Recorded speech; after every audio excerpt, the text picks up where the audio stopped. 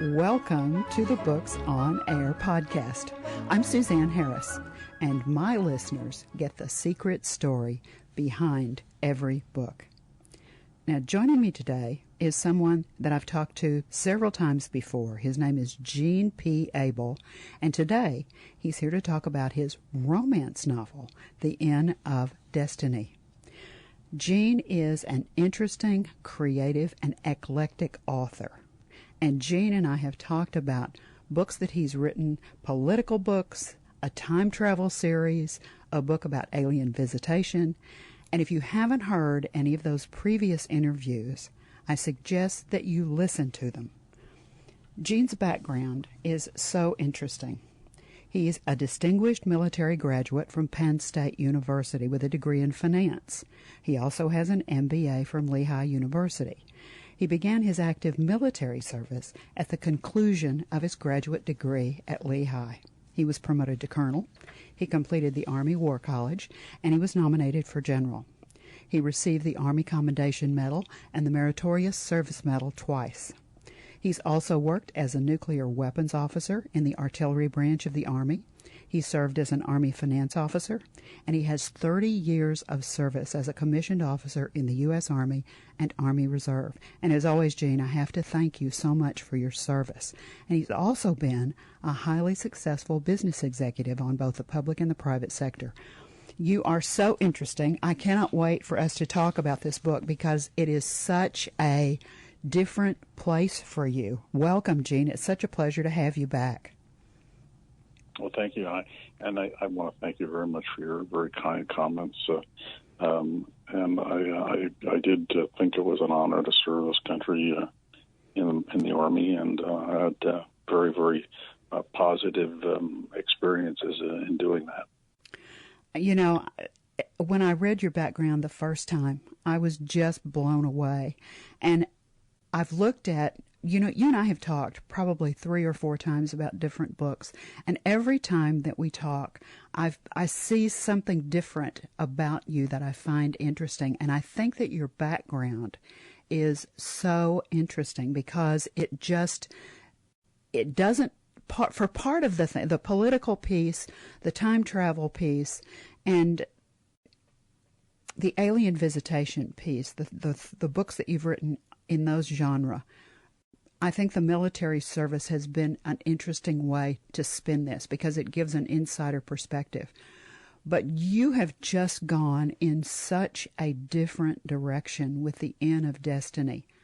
I'm very curious.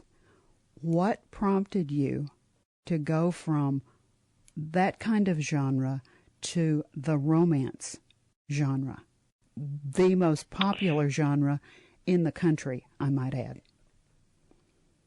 Well, it's interesting because the order is just reversed.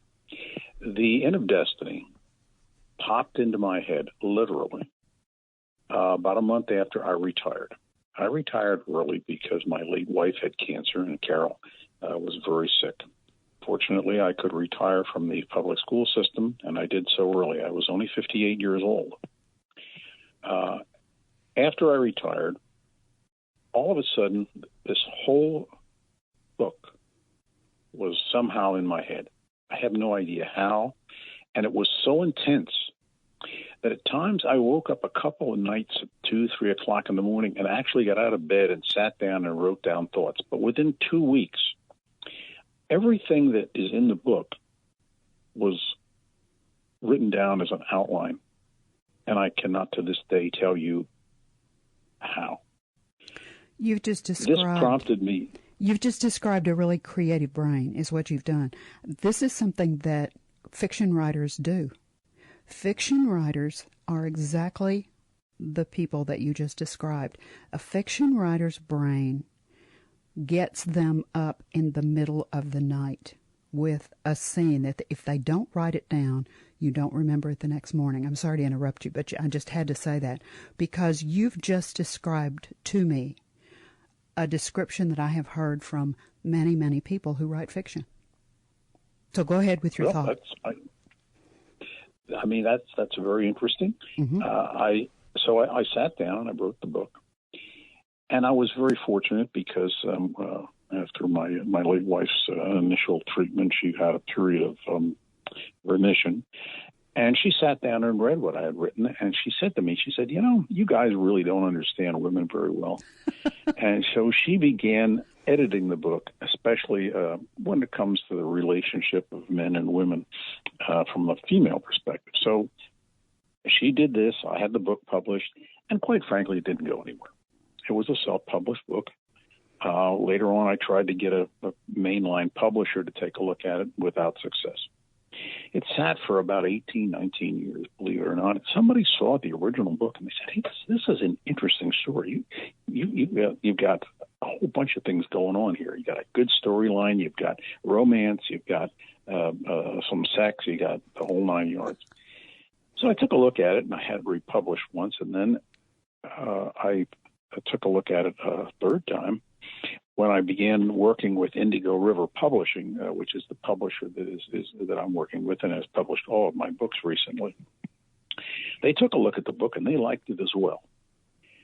This time, I also had my current wife, Susan, also read the book, and she liked it, and she said, "I'd like to interject a few other things from the female perspective." So the interesting thing is that my book, as it now is, has the perspective of two of my wives, my late wife and my current wife, which I think has made it stronger.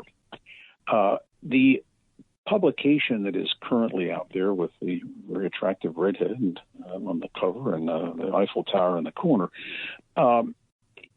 is much more professionally done. The editing, the formatting, the cover, Indigo River paid a lot of attention to making sure that those things were all very proper, and well done. So that's how this book became, got to the market. And yes, it is very different than my others. And one of the things that I think maybe contributes to my writing different things on different genres and different subjects is because I was very fortunate in that I had a multifaceted background, from being in academia, from being in the military, to being in private industry, and then at the end working in a public school system. So I think that contributed possibly to my writing all of these different genres and different things the way I have. Can you hear me shaking my head? I'm agreeing with you completely because I was going to say, I hope it's up and down and not side to side. No, it was up and down. Yeah, it was up and down. I couldn't agree with you more. And it's really interesting because when I looked at this book, and because you and I have talked previously about the other books, I didn't realize that this was the first book. And that's even more interesting. And I've got to ask this question out of my own curiosity, if for no other reason. What's your process like when you wrote this book? When you was it one of those where, are you an outliner or are you a pantser? Do you sit down and did you outline how the action was going to take place and know what came next and all you had to do was write the dialogue and fill in the blanks? Or did you sit down at the computer or with a pad and the movie started in your head and you recorded what you saw? Usually people fall into one or two. The outline started in my head, the whole outline, and I couldn't get it down fast enough on the yellow pad. After I completed that, I then sat down at the computer, took a look at the outline, and then the words just flowed at that point. I don't know what you call that process, but that's what happened in this particular case. That's just called a creative brain writing fiction. I mean, this is you. Yeah. When I talk to fiction writers, and I have to say, now I've written a little fiction myself, but no, I've never had anything published. Not fiction. I've written nonfiction. I have 4 or 5 nonfiction books, but not fiction. But I've experienced exactly what you're talking about. And when we talk about that as having that visual impact that just, I mean, you cannot describe this well enough so that someone who doesn't understand that creative process can understand it, because it sounds a little crazy to somebody that's listening to it, because the characters are not any actor that you ever saw. They have their own face. They have their own personality. Actors, the characters in the book won't do certain things because it's out of that character's genre to do, and so they won't do it. It's very interesting. It's a very interesting process, and it's fascinating for me to hear you say this, because you've not said this kind of thing to me about any of the other books. And so this gives me a whole different insight and a whole different way to view you, Jean. Your writing is different than I thought it was, and I think that's very exciting. Do you think you'll write another fiction book? Oh, it's possible. Right now, I'm knee deep in trying to deal with the ones that I've already written. I mean, and this, the whole storyline of this particular book was, I think it's something most people can relate to.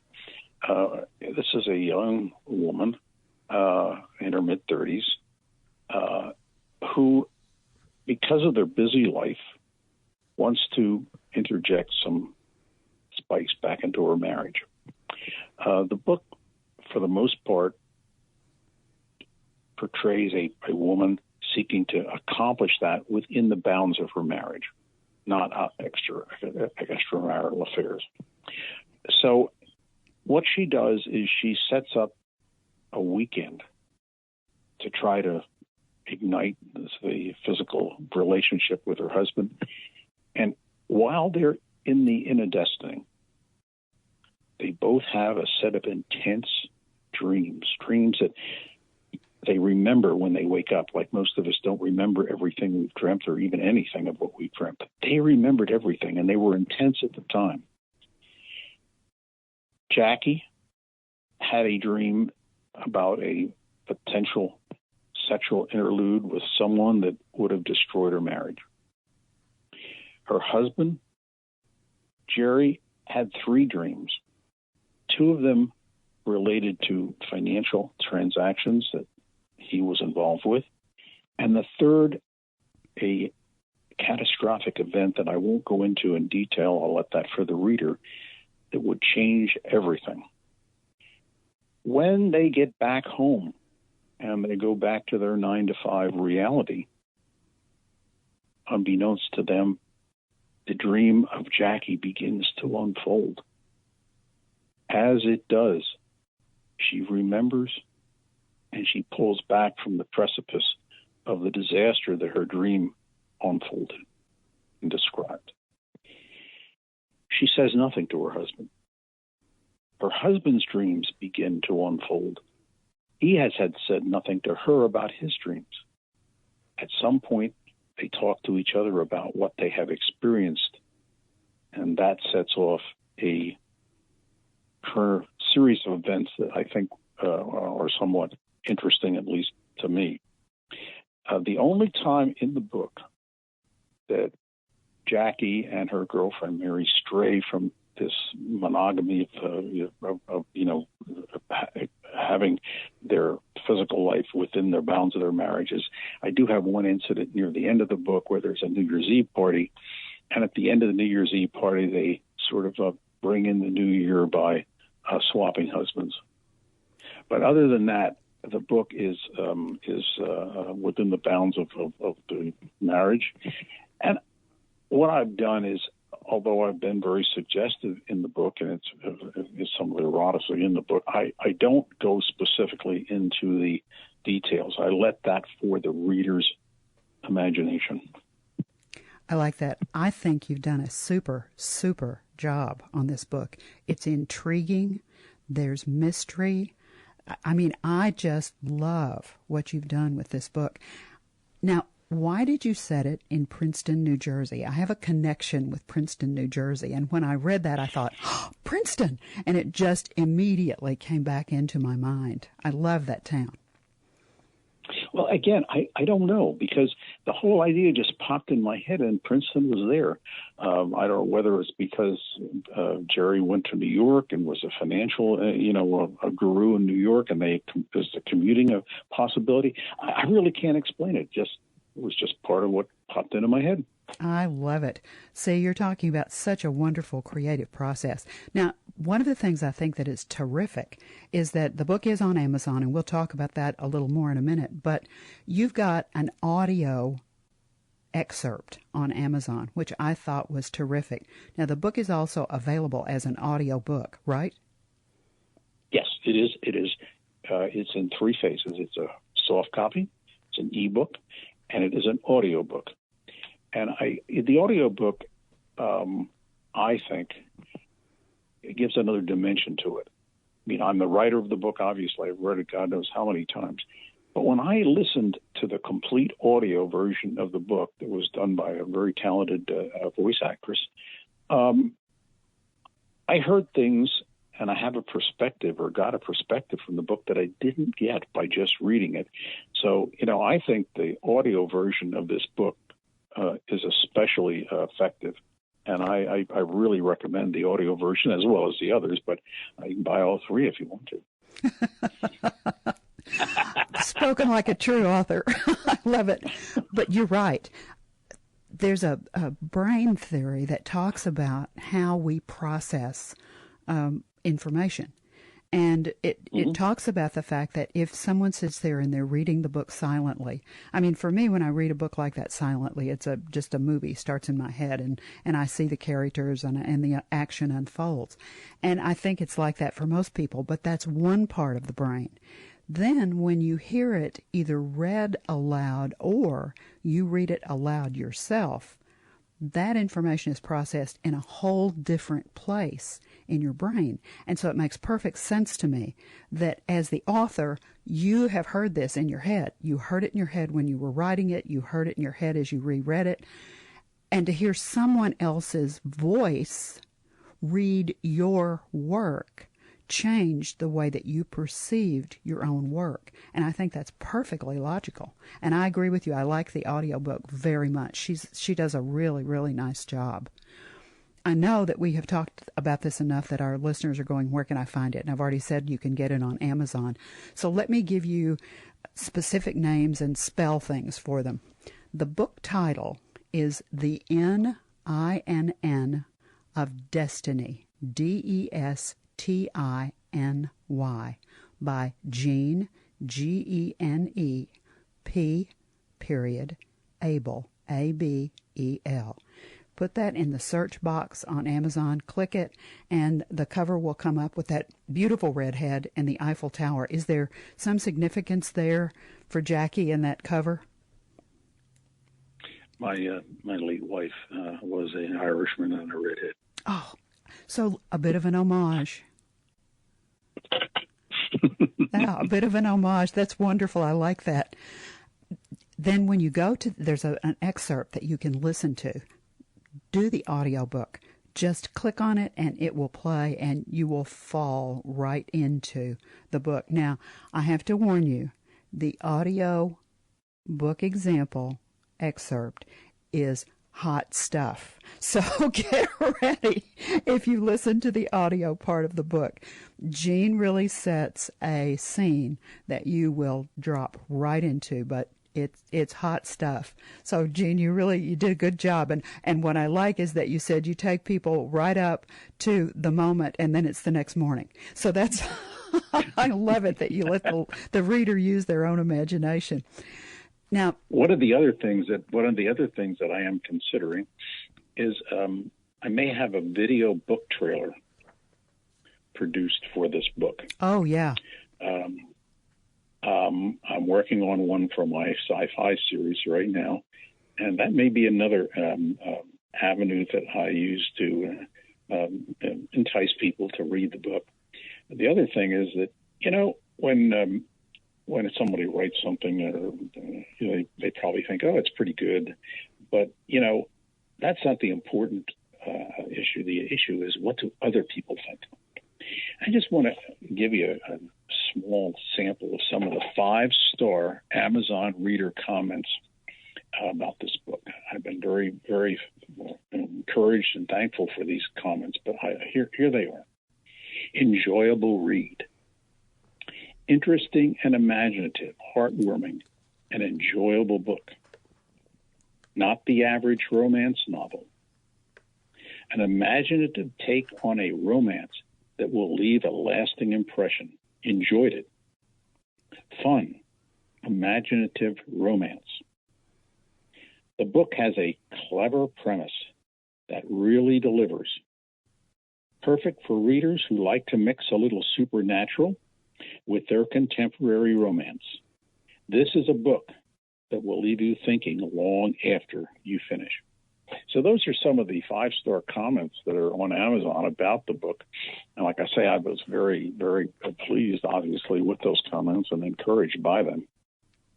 It's always wonderful when you can read positive comments about something that you've written. And I couldn't agree more. I thought, this is so creative. And it fits the romance genre, but whoever said with a twist, a supernatural twist, is exactly right. And so it's a classic romance, but it's got that twist in there that makes it more interesting and more intriguing to read, because you start to think, okay, what's going to happen next? Just like you would with a mystery. And so good job. I think you really did an excellent job on this, especially the structure and the way you put it together. Sure. Now, you've got a website. Let's give our listeners your website so they can find you. My website is Gene P. Abel Books. That's plural. GenepabelBooks.com. No spaces, right? And that will take you to no spaces. Okay. And so they go there, and what will they find there? They'll bring up my website. My website begins with my 2 sci-fi books at the top, and all of my books are listed. If you click on the cover of each of my books, it will take you directly to that book. You can read parts of it, have reader comments from each of my books, and it gives you a perspective of what the book is really about.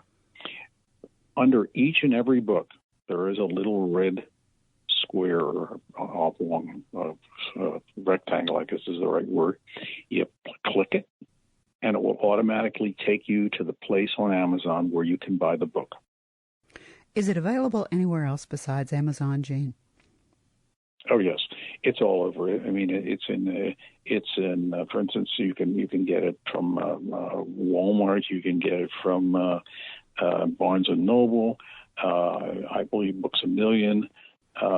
If you Google either my name or my books, you will see a whole list of the different sites. Goodreads is another one I believe has. So it's available from a lot of different sources, not just Amazon. I've chosen Amazon to have the hot link in my website because they have the option of the reader comments, and I think that's good. I've also included on my website some information about me as a writer, and my wife, Susan Ann, was kind enough to do a YouTube video on the Inner Destiny, and you can listen to her describing the book as well. Oh, that's terrific. Now, are you doing any of the other social media? Are you doing Facebook or Twitter or Instagram or any of the other Yes, platforms? I'm on all of them. You're on all of them? I'm on all of them. Yeah, I have both a personal and an author's account, for instance, on Facebook. I do Twitter, Instagram. We are looking at other avenues to try and increase the exposure to me as a writer, as well as to my individual books. As I said, the book trailer, video book trailer, is the latest thing that we're looking at. I'm working with one right now for the sci-fi series, as I mentioned, and I'm very seriously considering one for the Inner Destiny. Excellent. And they'll be able to find you on YouTube. You'll have a YouTube channel, probably just under your name, Gene P. Abel. Yeah, I'm not sure. I guess I have a YouTube channel. That's one of the technical things I have to get with my publicist. I'm really not great on some of the technical aspects, but you can Google it and it will come up. Yes. Perfect. Now, you know what my last question is going to be. This is a really wonderful, hot, romantic book. Do you just want the reader to be entertained, and there's nothing wrong with that? Do you want them to just, when they close that back cover for the last time, to just sit there and smile and say, wow, this was a terrific read? Is there anything else you want them to take away, or do you just want them to feel good about what they've just read? Well, for a lot of people, for some people, they may think about their own life.